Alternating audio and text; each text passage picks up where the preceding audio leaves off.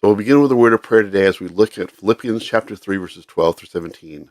O Lord, you are good. We thank you. We bless your holy name. We thank you for each opportunity we have to look into your holy word.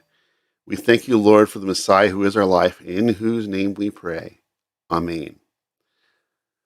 So we'll be getting started today with looking at the letter to Philippi, chapter 3, verses 12 to 15. We had a little technical difficulty, but we have resolved most of that.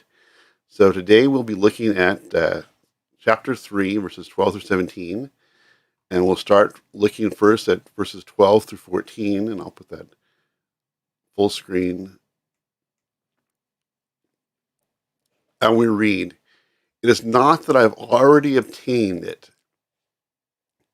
or already reached the goal. No, I keep pursuing it in the hope of taking hold of that for which the Messiah Yeshua took hold of me.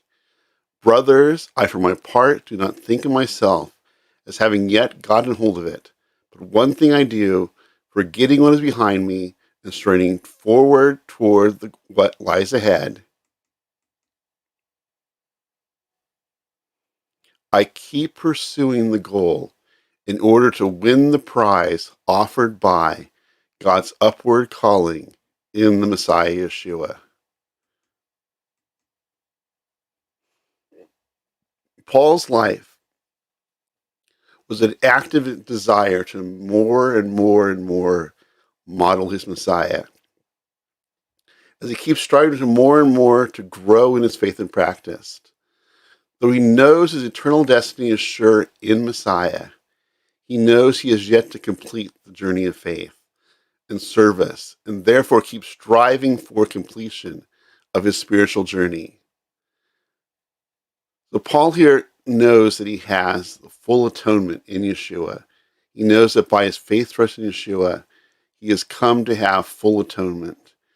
But here he is talking not about seeking to earn salvation, but he's showing that his striving is to become more and more and more in the Messiah. He knows his eternal destiny is secure, but his striving is to become more and more like his master, more and more like Yeshua, our righteous Messiah. And Paul here is calling the Philippians to understand that their coming to know the Messiah was not a one-time event. Though by their faith trust, they've been brought into the people of God, they've been offered the full atonement of Yeshua.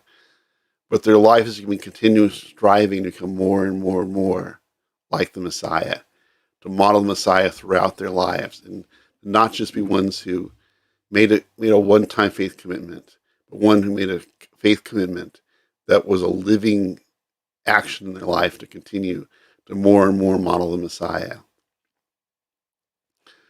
According to Christian scholar Craig Keener, Paul uses at least two common cultural references from the world of the Philippians in these verses. First, Paul uses the language of athletic competition when speaking of his attempt to become more like the Messiah and to reach his goal of being with the Messiah for eternity. That in talking about striving, he's using language from the athletic competition, that they're striving toward the goal. Or like with last Sunday, my Rams striving to get into the end zone to beat the 49ers. Paul here is using athletic language from the Philippians would be able to understand, to show them that they need, like an athlete strives for the finish line or to score the goal. They, as followers of Messiah, should be striving to become more and more, and striving for the goal of being more and more and more like the Messiah. Second, Paul adapts the language of Greco-Roman philosophers who would discuss not being perfect, but all was in progression towards the goal of perfection. So Paul also took the cultural reference from the Greco-Roman philosophers who would discuss not being perfect, but all was in progression toward the goal of perfection. And Paul here is telling people of Philippi to understand that they have a continuing work in their life to conform themselves to the image of the Messiah. That they have full atonement. They have a guarantee of life in the world to come. But their striving now in this life is to more and more model the Messiah, to become more like the Messiah until that final day when they are entered into the presence of Yeshua, our righteous Messiah.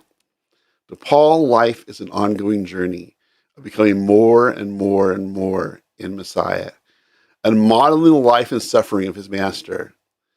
In this, Paul is always looking forward to more knowledge of Yeshua and more opportunity for service to him. Knowing Yeshua more was a lifelong goal and pursuit. And though Paul can rejoice in his past and how God has worked in his life and his achievements for building the Messianic unity, his sole focus was moving forward to be more and more and more like the Messiah. We can see this intense desire to become more and more in the Messiah in his use of straining to describe his pursuit of Yeshua likeness. Athletic competitions, especially races, would involve straining towards the finish line. In addition, the winner would receive a visible prize to stand out before the people. The prize Paul seeks here is fully knowing the Messiah and the life he can only achieve in the Messiah. So he speaks to people of Philippi here about straining to become more and more like the Messiah. That this is not a matter of seeking to gain salvation by their works, but it's a matter of seeking to understand as a redeemed people, as the Torah was given to a redeemed people. Yeshua is calling these people, mostly Gentiles in Philippi, to understand that they've been given the salvation from the Messiah. By their faith in Yeshua, they've been brought into the people of God. They've been offered full atonement. And now they should be striving to become more and more and more like their Messiah, like the one who brought them into the people of God, to become more and more and more like the Messiah. As Paul focused his whole life to become more and more like the Messiah, looking forward to learning more about the Messiah, experiencing him more, and serving him more, he calls the people of Philippi and us by example to, if we have come to know the Messiah, our whole life should be about becoming more and more and more like him, who is our Redeemer and who is our model. In verse 15, we read, therefore, I'll put it on the big screen. Therefore, as many of you are mature, let us keep paying attention to this, and to this, and if you are, let me start again, I got to fumble there. Verse 15, therefore, as many of you are mature, let us keep paying attention to this, and if you are differently minded about anything, God will also reveal this to you. Only let your conduct fit the level we have reached. Verse 17, our final slide. Brothers, join in imitating me and pay attention to those who live according to the pattern we have set for you.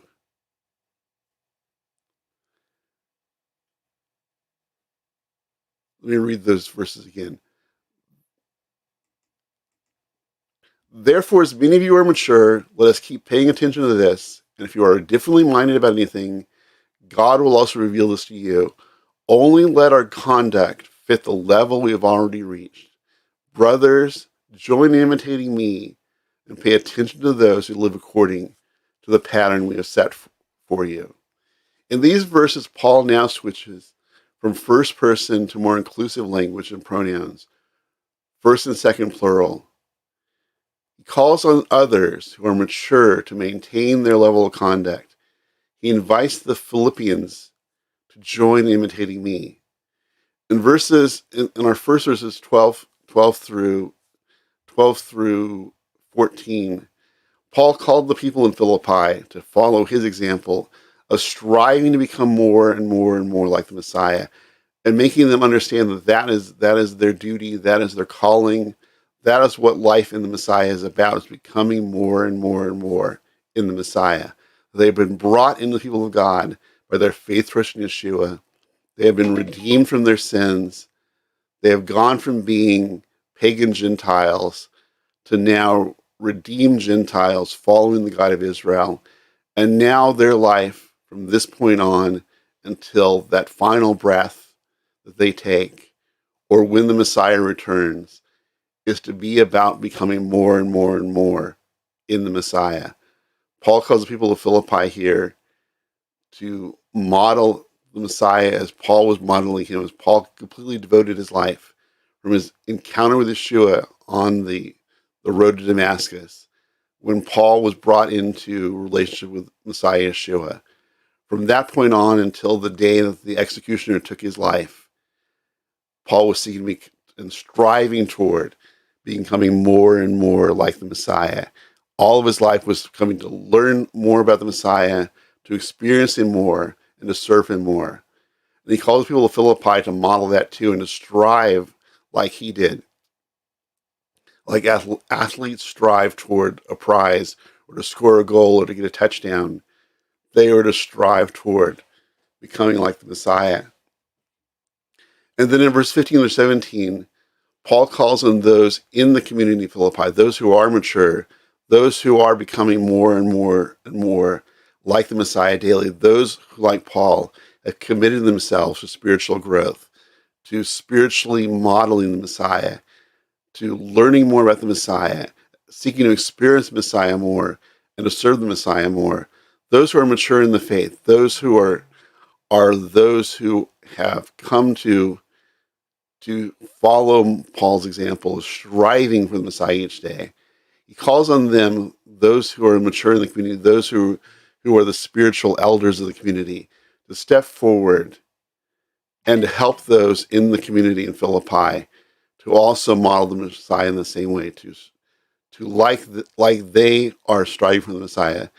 Their duty is to call on the people in Philippi, those in the community of Philippi, to follow their example, to strive for the Messiah. And he makes that seen as a responsibility for those who are mature in the faith, to pay attention and to stand as a model, and also as a one that's teaching and leading those in the community become more and more and more like the Messiah. And that the responsibility of the leaders in the community is to live their lives as an example, to conduct, as he says in verse 16, to conduct their light fit the level of which you have reached. And Paul concludes with saying, brothers, join in imitating me, and pay attention to those who live according to the pattern we have set for you. So Paul here in these last verses is speaking to those who are mature, those who are the elders of the community, those who are the spiritual leaders in the community. They could be the congregational leaders, those elders in the community, those who have a responsibility to teach and to model Yeshua in the community. He calls them here in verse 15 to 17 to stand up and to be an example, but also in their example seek to bring in the people of Philippi to not only model, but also to teach what it is to be more and more and more like the Messiah. So in verse 12 to 14, we see that Paul is calling the people in Philippi to understand their responsibility, to become more and more and more in the Messiah. And in verse 15 to 17, we see that those who are mature in the faith, those who are the congregational leaders, those who are in spiritual leadership, to step up and to be an example of what it means to live for the Messiah, and to model the Messiah and strive daily to be more and more and more in the Messiah. And also for them to teach those, to mentor and to disciple those in Philippi, to follow their example. So we see, one, the responsibility of the individual to seek to know the Messiah more, to serve the Messiah more, to experience the Messiah more in their lives. And we also see the responsibility of those who are mature in the faith, those who are already walking on that path to become more and more and more like the Messiah, to teach, to disciple, to guide those under their authority, under their tutelage, to become more and more like the Messiah, to model the example as Paul modeled the Messiah. He calls the people to join him in modeling the Messiah.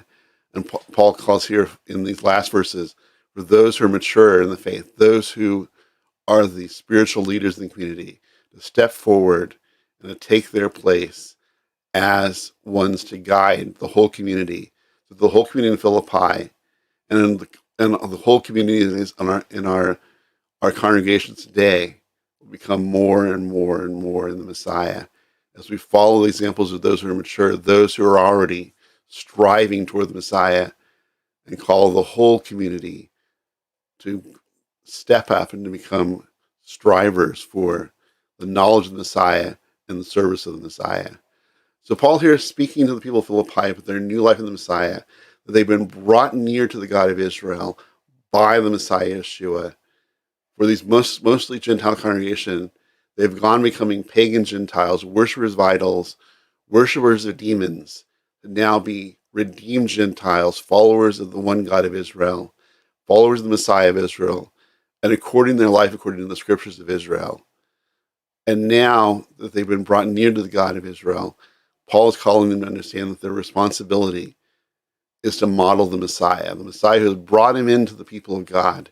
They're to model the Messiah each day, to become more and more and more the Messiah.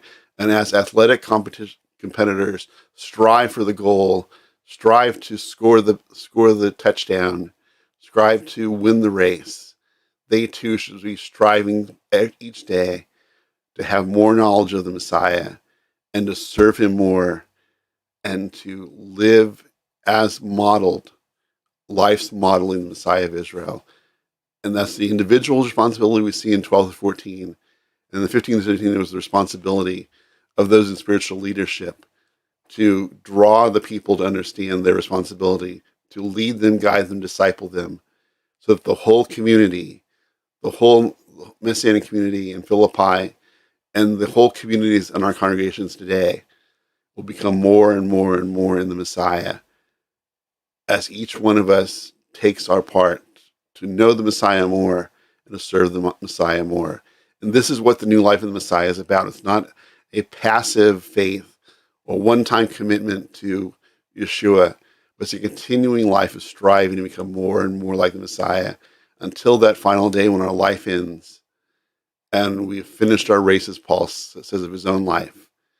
But until that day, our job in this world as Talmudim of Yeshua is to become more and more and more like the Messiah, to know him more, to serve him more, and to be lights in this world that's getting darker each day. But we know that the light is the Messiah, who is the light of the world, and the one that is our King and Master and our Redeemer. So Paul here has spoken to the people of Philippi, and us by example, about what it is to walk in the new life of the Messiah, that's a matter of becoming more and more and more like the Messiah each day. And it's both the individual responsibility and also the responsibility of the spiritually mature, the leaders in the community, to draw the people more and more to be like the Messiah. As the whole community of faith, our congregations, our synagogues, our churches, become more and more like the Messiah each day.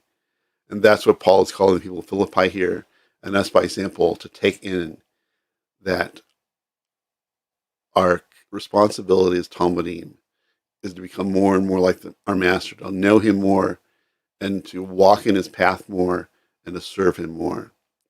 So that will conclude our time today. We're a little shorter than yesterday. We went nearly an hour the last couple classes. But this was a shorter time, just focusing on this, that Paul calling the people in Philippi and us by example to strive to be more and more like the Messiah each day. So thank you for watching. This is Letter to Philippi Live, a daily broadcast from Letter to Philippi, a new Messianic Jewish theological teaching organization, of which I am the founder and the teacher of this class. My name is Sean Emslie.